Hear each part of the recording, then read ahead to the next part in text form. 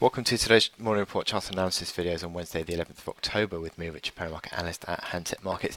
This dollar correction that we've had in the last couple of days is really beginning to take hold as the dollar has come under pressure, following on from renewed sort of concerns about how Donald Trump's going to get this tax plan through Congress.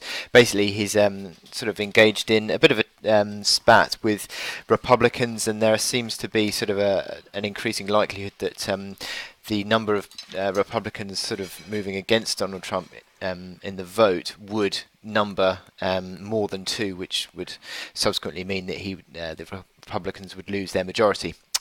So that would really sort of put paid to this little dollar rally, or sort of much of it that we've seen in the last few weeks. Really, that dollar rally came on hawkish Fed, better US data, but also with the news out from the tax plan a couple of weeks ago, that really gave the dollar a boost. So that's retracing at the moment. And this is interesting because it's coming back to key levels, certainly on the euro dollar, which has broken out now above 18.20, which is a near-term key resistance level. You're seeing dollar yen pressuring again 12.20, which is an old support that we've had over the past couple of weeks as well. So these are near-term levels that are being now really tested, and it'll be interesting to see if the dollar now starts to sustainably make that move to the downside. Now, what we've seen is Treasuries initially opening higher again today, but sort of dropping back again on the 10-year and the 2-year. So that sort of has come as this 2-10 spread has started to drop away again. So the flattening yield curve is not supportive for the dollar. So subsequently, we're seeing that dollar falling away today.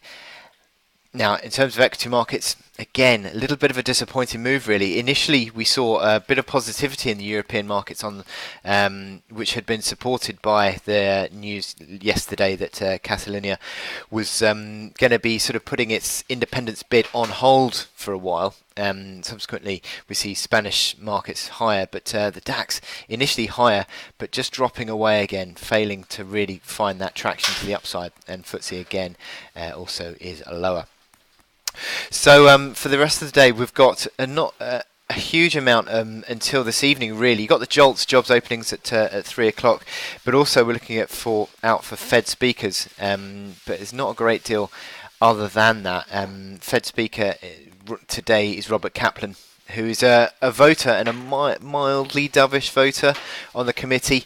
So it'd be interesting to see what he comes out with. But the jobs openings or the JOLTS, I should say, at 3 o'clock, 613 is the expectation there. So mildly down from 617, but 617 was a very, very, very strong number last month. But the Fed minutes tonight are the main focus, I think you'll find.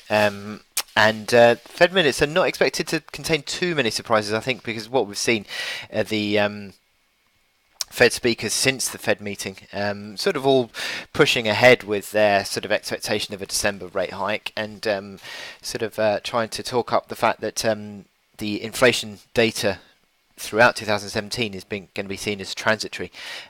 So that sort of takes a little bit of edge, I think, off the Fed minutes tonight, but Kaplan could be interesting today nonetheless. Now, this dollar correction is in focus again on my chart of the day with the dollar CAD. Now, as you can see, this uptrend, this rally that we've seen in the past 4 weeks, similar to the move that we've seen on dollar index, it's just rolling over. It's now breaking that uptrend. You've seen the momentum indicators just sort of rolling over. Stochastics not far from a sell signal, but I think what we're seeing is a drift back, and you could see the support within this trend rally coming under pressure. Now that support comes in between 124.12, which has been a bit of a pivot actually.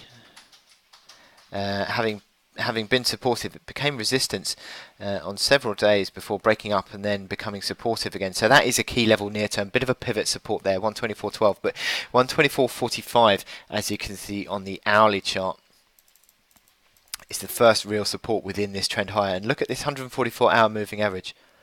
Having been supportive on the way up, it's rolled over, and it now is becoming a basis of resistance. You're seeing sort of this sequence of lower highs now in place with the old support becoming new resistance. That's interesting that that's now starting to come through. So 24.45 initially is the reaction low, you'd argue, within the rally. If that starts to break down, then you could certainly see this sort of corrective move gathering momentum. I've sort of mentioned on the morning report that you had positive momentum through the run higher, whereby you saw between 30 and 40 the RSI finding support consistently, then becoming 40 being more consistent. But now it's sort of beginning to roll over, beginning to fail under 60, and if that comes back to again test 30, we could start to see the market rolling over, as I said. So 24.80 initially supportive of the overnight low. If that breaks down again, that would continue this sort of little run of hourly chart lower highs, lower lows. So yeah, a few levels for you to work with there as this dollar starts to look a little bit more corrective, doesn't it? So watch out for that today. So I wish you good luck in your trading today, and I will speak to you later. Thank you.